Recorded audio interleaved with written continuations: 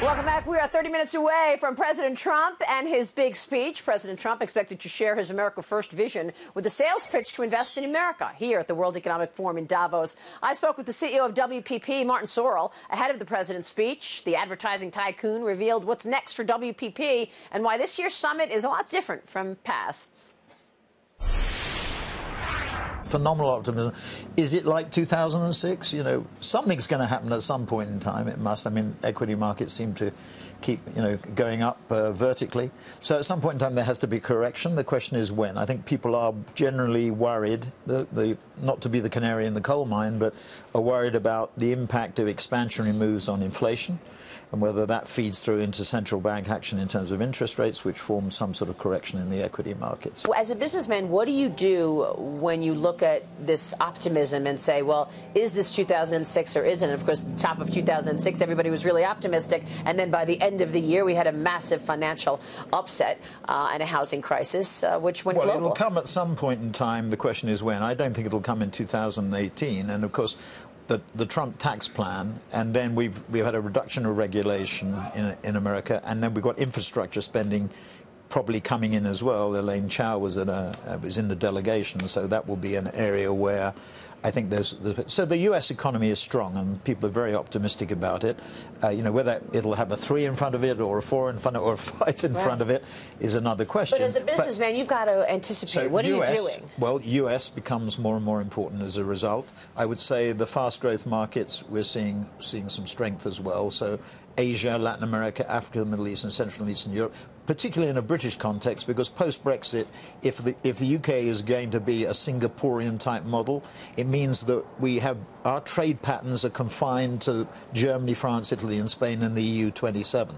That's where our historic dominance has been import and export. We have to shift the balance to the fast growth market. So that becomes critically important, and that becomes critically important in an overall point of view as well.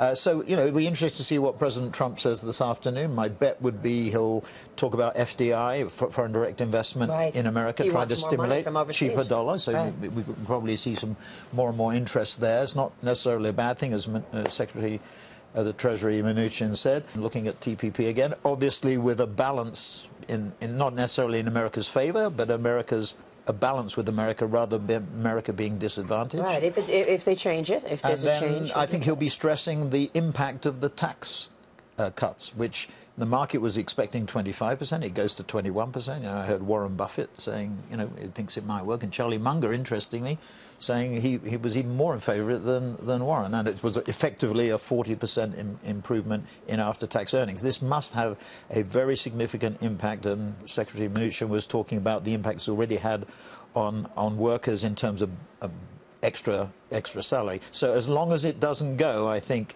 purely into dividends and buybacks, and it does go into investment and perhaps increase wages. But at some point in time, inflation will catch up, and we'll get inflation, and then there's the question about the impact on central bank policy, acceleration of interest rate hikes, and that's when the rubber hits the road, I think. So I don't think that's 18, but maybe we'll get into 19. You have midterm congressionals, which obviously the president is going to be focused on, and the question of re-election in 2020, which, when you look at it at the moment, you would not bet against President Trump, and you would say probably, unless the Democrats can come up with a really strong candidate, he'll probably be re-elected. Yeah. Now that you're seeing the impact of all of this, come November, they will have to explain why they voted against it and why the government shut down. Well, and also the shutdown. Yeah, exactly. It's been branded as the Schumer shutdown, not the Trump shutdown. Right. Yeah. Let's talk about technology and media, obviously converging for a long time here. Yeah. What's your take on what the next 5 years looks like in terms of advertising, in terms of money moving into the sector, and how people will be viewing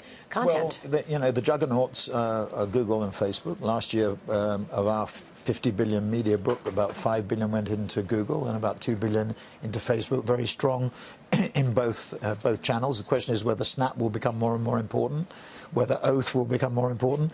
What's Amazon going to do? I mean, Amazon already has become a big search phenomenon.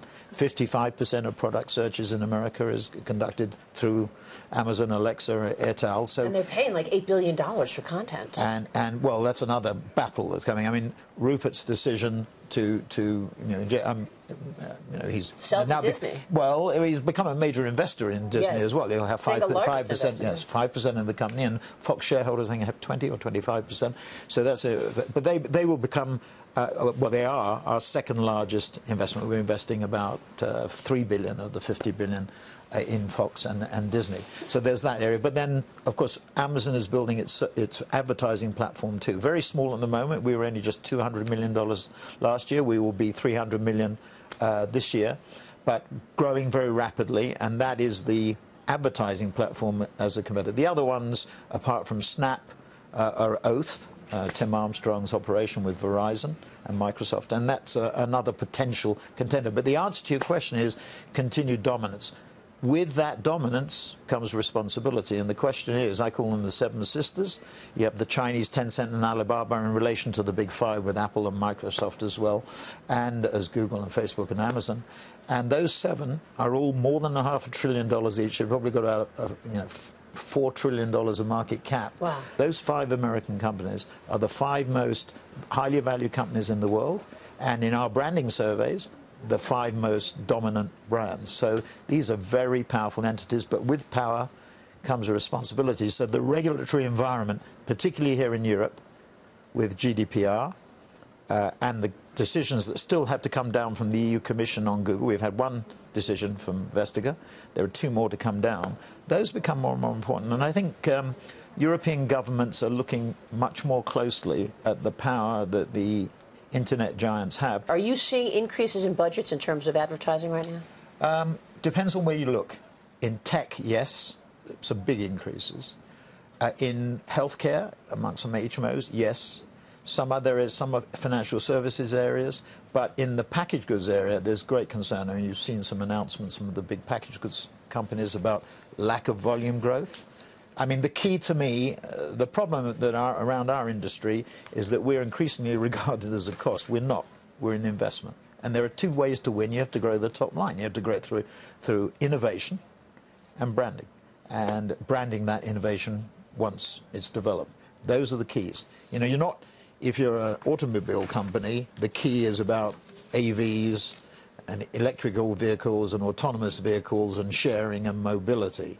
It's not about paring costs. So I think those are the fundamental things, and that's going to be the case in the packaged goods industry as well. The other thing that's happening is we see on one of our panels, the next billion consumers, we had a Chinese VC, one of the famous Chinese VC investors, and he says in China we call these startup local companies gladiators.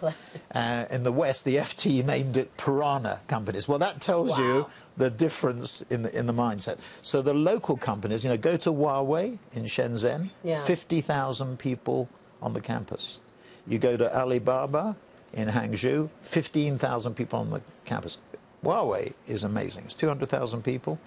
These are companies that are not stealing technology. If they did, they're now originating technology. So the local competition, you have the global picture, obviously, but the local competition is really becoming more and more important.